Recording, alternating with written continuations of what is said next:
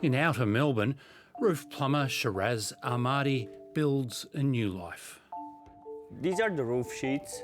Yeah, just need to install a PVC pipe there. Routine, simplicity, safety. Elements missing from his time in Afghanistan. Even his childhood memories tainted by conflict and violence. Football games preceded by public executions. My brother wouldn't take me to that game when there was execution, but our shop was not that far from the stadium, and we would hear bullet rounds. The airstrikes continued unabated during the night, hitting the capital Kabul and the cities of Jalalabad, Herat and Kandahar. With the toppling of the Taliban, though, came opportunity. I had to step up and get a job to earn some money for my family. So I made the decision like I have to learn English so I can get a job. Sheraz and his brother Firdoz found work as translators for coalition forces. Sheraz told his parents it was safe work inside a base in a quiet province. What he was actually doing was patrolling some of the most dangerous parts of the country with US Special Forces as translator and cultural advisor. The Americans did not know which one is the mosque, which one is a normal house. But we would know. We would see books, we would see praying rugs. So if you see an American walking inside a mosque with their boots on and with their canine dogs, it would trigger the civilians right away. Missions sometimes went very wrong. We lost one Special Forces, we lost one Afghan National Army, and one was wounded, and 5 Afghan local police was wounded.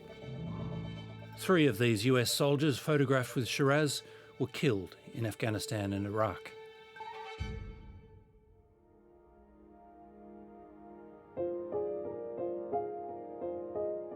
This year, on Anzac Day, Victoria's RSL is recognising the importance of translators like Sheraz.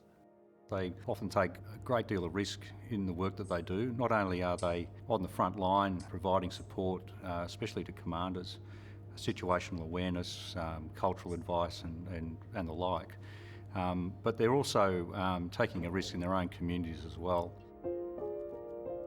They were targets in the field and when they went home. They didn't like interpreters at all. They would treat them as an infidel who doesn't believe on God. Even they hate interpreters more than coalition forces. In 2016, Sheraz was targeted in an ambush that badly injured his father-in-law. In 2017, Sheraz's brother Firdoz was killed by an IED. By then, Sheraz was working for Australian forces in Kabul. I felt very happy when I was working with Australians. Maybe it was the missions that we did with Americans, maybe it was the rough time that we had with Americans, but I was more happy with Australians than working with Americans. Alongside Australian soldier Gus McFarlane, providing much more than mere translation. There are several instances where the Taliban had infiltrated our bases and caused casualties. So to be able to have somebody that I could trust to not just interpret the conversation that was going on, but to read the room, read what was going on, provide commentary on what was happening outside of the Kabul Garrison Command headquarters itself.